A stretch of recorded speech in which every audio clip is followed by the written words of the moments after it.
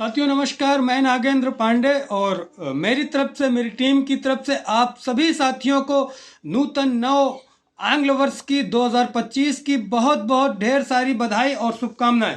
मैं और मेरी टीम आशा करते हैं कि आप सभी बेरोजगार साथी, समस्त उत्तर प्रदेश के नौजवान साथियों को इस 2025 में एक रोजगार मिले और आपका, आपके परिवार जनों का जीवन सुख समृद्धि से भर जाए, ऐसी मेरी कामना है। ऐसा मैं भगवान से प्रार्थना करता हूँ। और साथियों, आज अपने नए वर्ष में थोड़ा हो सकता है 1-2 मिनट मेरी वीडियोस लंबी हो जाए, लेकिन नव वर्ष में आज मैं कुछ बात करना चाहता हूँ और बिल्कुल जूनियर एडेड शिक्षक भर्ती के कट ऑफ के बारे में, विषय में बहुत प्रतीक्षित। कल मैंने थोड़ा सा मैसेज डाला, करीब 150-200 लोगों ने लगभग लाइक किया कि सर कट ऑफ बताइए। तो मैं कट ऑफ बता रहा हूं और बिल्कुल मेरा अनुमान हो सकता है गलत भी हो जाए, सही भी हो, तो अनुमान है, इसकी कोरी कल्पना मात्र। आप लोग ये मत सोचिए कि सर भड़का रहे हैं। और मैं सिर्फ विषय की बताऊंगा, अभी कितनी जाएगी कट ऑफ ये नहीं बताऊंगा, किस विषय की ज़्यादा जाएगी, किस विषय की कम जाएगी। उसके पहले मैं कल एक बहुत मुझे व्यथित कर दिया बात, हमारे साथी बुंदेलखंड के हमीरपुर झांसी के रहने वाले साथी जो मोहित राजपूत जी, उन्होंने लिखा कि सर इतना हम लोग गर्मी बरसात, उसमें सब लोग, हमारी टीम और सब बहुत साथे संघर्षशील साथी रहे हैं। आज मैं सभी का नाम लूंगा, भले हमारा विरोध किया हो, कुछ भी किया हो, सभी साथियों ने अपने तरह से प्रयास किया। भले किसी का कम प्रयास था, किसी का गलत प्रयास था, किसी का उल्टा प्रयास था, लेकिन उन्होंने भर्ती के लिए कुछ किया। तो लेकिन अब वो कह रहे हैं कि देखिए सर 2 मिनट लगता है और सैकड़ों लोग ग्रुप में जुड़ जाते हैं। यही होगा, इसी तरह मैं बता रहा हूँ, इसी तरह प्रत्याशित मेरिट, ऐसे ही लोग छुपे हुए थे और ऐसे ही लोग बैठे थे जिनका मेरिट अच्छी थी, बढ़िया थी, लेकिन कहीं नहीं आते थे। ये मध्यम मेरिट वाले या कम मेरिट वाले हमारे जैसे तमाम साथी इसमें लगे रहे कि इस भर्ती को हो जाए। होना ना होना प्रभु के हाथ में है, लेकिन जैसा मैं हमेशा कहता हूँ, कर्मण्येवाधिकारस्ते मा फलेषु कदाचन। तो हमारे इसमें मुश्किल से 10-20-25 साथी ही आगे रहे, चाहे मैं रहा हूं, चाहे कमलेश यादव जी, राहुल यादव जी, चाहे ओम मिश्रा जी, चाहे सीपी सिंह रहा हो, चाहे अमरजीत जी रहे हो, चाहे हमारे भाई राम अवतार तिवारी जी रहे हो, चाहे नितिन शर्मा जी रहे हो, चाहे लखनऊ के मुकेश यादव जी, शुरू से लेकर लास्ट तक, सबसे शुरू से बंदा तक वही मुकेश यादव, छोटे भाई जैसे, छोटा भाई सुरेश द्विवेदी जी जैसे, और बहुत सारे, मैं हो सकता है इसमें काफ़ी लोगों का, मोहित राजपूत जी तो है ही हैं, धर्मेंद्र यादव जी, बहुत सारे और साथी लगे रहे। हाँ, किसी का कम प्रयास था, किसी का ज़्यादा था, कोई घरेलू समस्याओं के कारण समय नहीं दे पा रहा था, लेकिन सबकी मनसा थी कि ये भर्ती हो जाए और एक अदद हम लोगों को रोजगार मिले। उसी भर्ती प्रक्रिया में कई बार हम लोगों की नोक झोंक भी हुई, तमाम चीज़ें हुई। खैर, वो पुरानी बातें हो गई। नए वर्ष में हम लोग सिर्फ अपने भर्ती के लिए, अपने रोजगार के लिए प्रयास करेंगे, ऐसा आशा करता हूँ। तो सबसे पहले साथियों देखिए, मैं कट ऑफ बताता हूं और किसी नव वर्ष की बात मैं यहीं डिलीट कर दे रहा हूं। आगे उन सब चीज़ों को दिमाग में नहीं रखूंगा। आशा करता हूं कि आप लोग भी इसी तरह करके आगे नए साल में जीवन में आगे बढ़ने का प्रयास करेंगे। कोई आरोप प्रत्यारोप किसी का नहीं, क्रेडिट की बात कुछ नहीं है। जो भी अब सभी लोग जानते हैं भर्ती में किस तरह क्या हुआ है, उसमें क्रेडिट की बात नहीं, सभी को क्रेडिट मेरी तरफ से सभी को जाता, जितने भी प्रयास किया। जो अभी नए नए निकल के आ रहे हैं, तो आप लोग कम से कम इस बात को महसूस कीजिएगा, जिस साथियों ने संघर्ष किया है, चाहे एक ही दिन किया। हाँ, चाहे एक नाम भूल रहा हूँ, बंटी सिंह जी भी बीच में आते थे, उनका भी बहुत बहुत आभार है। वो भी प्रयास किए, बहुत सारे साथी आते रहे, इसमें नए नए जुड़ते रहे, एक सुधीर तिवारी जी भी रहे हैं। तो सब साथी इसमें कहीं ना कहीं मेहनत किए हैं, एक अकेला नहीं, और उसकी का परिणाम रहा कि भर्ती जीवित रही। नहीं तो ये देखिए, बड़े बड़े चैनल, बड़े बड़े लोगों ने कहा था कि भर्ती रद्द हो जाएगी। वीडियो लंबा ना हो साथियों, लेकिन थोड़ा सा लंबा के लिए मैंने पहले ही क्षमा मांग लिया, क्योंकि आज मेरा दिल था बोलने का, इसलिए मैंने बोला। तो कट ऑफ के विषय में देखिए साथियों, कट ऑफ जो होती है हमेशा 2-3 चीज़ों पर निर्भर करती है।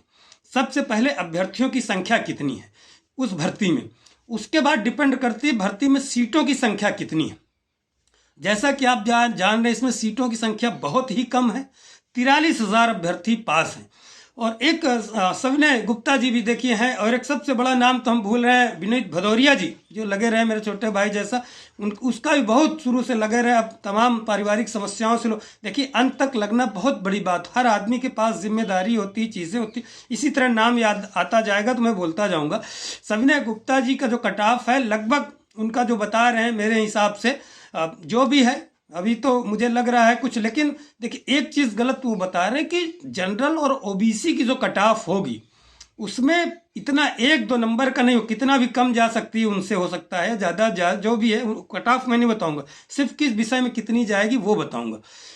तो कट ऑफ जनरल और ओबीसी की 1 नंबर का अंतर कतई नहीं होगा। आप पांचों विषय में देख लीजिए कि पॉइंट में अंतर होगा, जनरल और ओबीसी का पॉइंट में। 1 गुणांक का भी बहुत हो गया, बहुत ही किस्मत अच्छी हुई तो 1 गुणांक, नहीं तो 0.2, 0.3, 0.5, इससे ज़्यादा जनरल ओबीसी का अंतर नहीं होगा गुणांक में। इसका कारण यह है कि सीटें बहुत कम हैं और सभी एक बंच में हैं।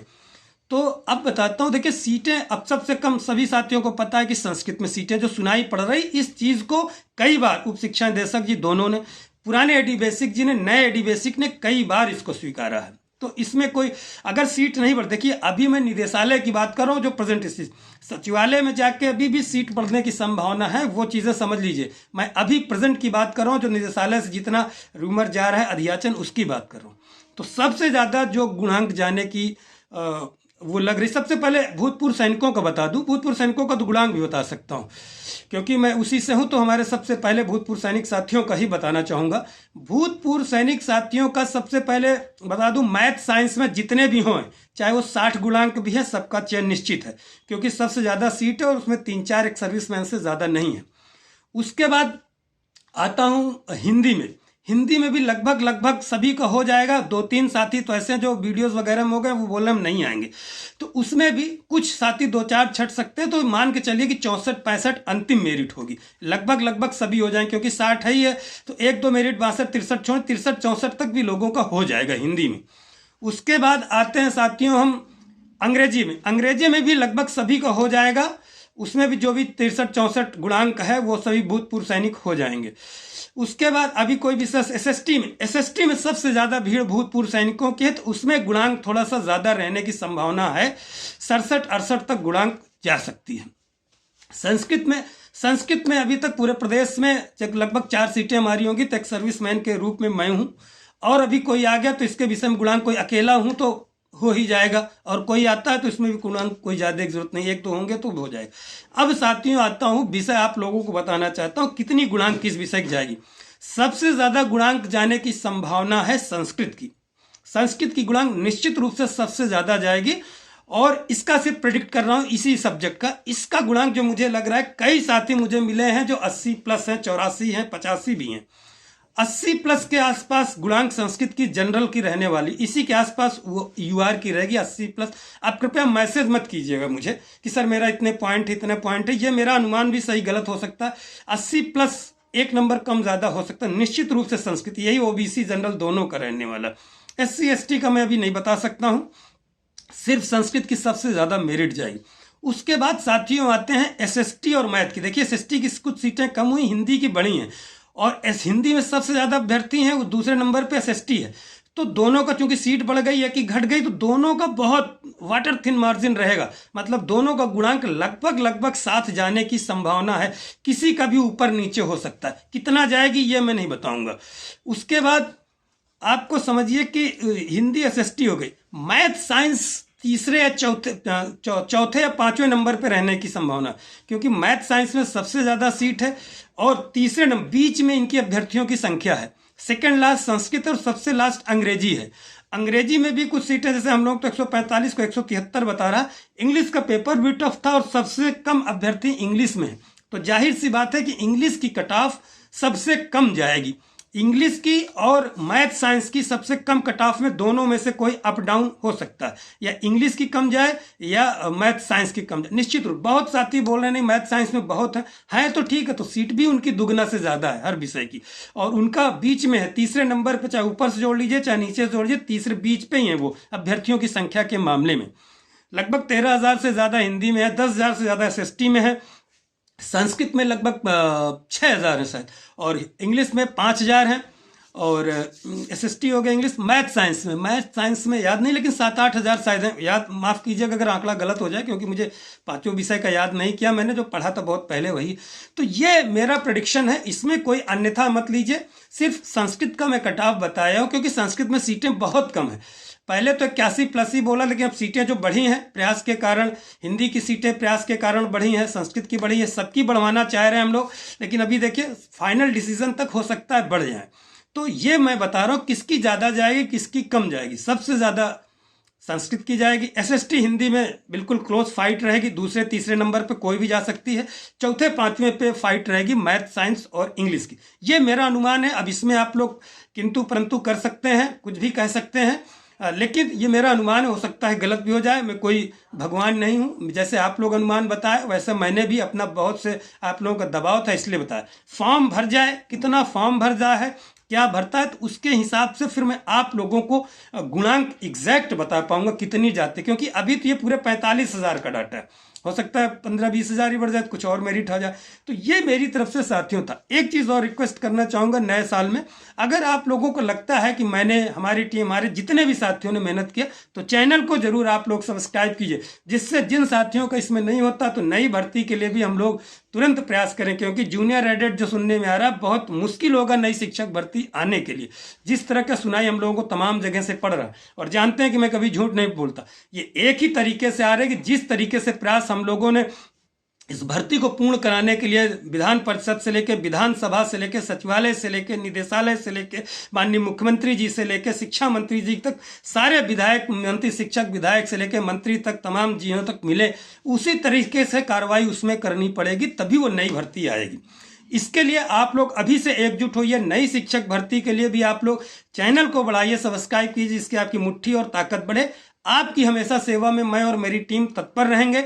और जो नौकरी पा भी जाएंगे इसमें अभ्यर्थी, अगर मेरा भी चयन होता है तो उसके साथ भी आपकी मदद करूंगा, नौकरी के बाद भी। नहीं भी होता तो भी मैं आप जिसका चयन होगा उसकी मदद हमेशा करता रहूंगा, क्योंकि सारी प्रक्रिया उनकी नियुक्ति के बाद भी यहीं से होना है।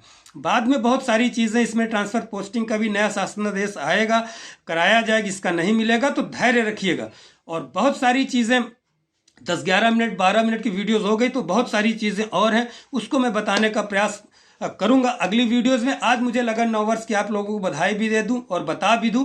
तो ठीक है साथियों, आप लोगों को लगता है कि मैं काम कर रहा हूं, हमारी टीम मेहनत कर रही दिन रात, और एडी बेसिक जी से हम लोग बहुत जल्द 2-4 दिन में मिलने वाले हैं। फिर से उनको नई सूचनाएं लेंगे, कब तक क्या जियो आएगा। और शासनादेश के बारे में बता रहा हूँ, खिचड़ी के पहले जैसे मैं बताया हूँ, मकर संक्रांति के पहले, जैसे मकर संक्रांति के बारे में गोस्वामी तुलसीदास जी ने लिखा है, और आप सभी लोग संगम में आइए, स्नान कीजिए। इस बार महाकुंभ लग रहा है। माघ मकर गति रवि जब होई, तीरथ पति आओ सब कोई, देव दनुज किन्नर नर श्रेणी, सादर मज्जहि सकल त्रिवेणी। तो माघ में जब मकर गति होगी, मकर संक्रांति होगी, उसके पहले हमारा जो है शासनादेश आ जाएगा। और मैंने यूट्यूब चैनल भी मकर संक्रांति के दिन ही बनाया था। तो इन्हीं सब शब्दों के साथ आप सभी साथियों को नमस्कार, विदा लेता हूँ, और चैनल को लाइक सब्सक्राइब जरूर किए। जय हिंद, जय भारत।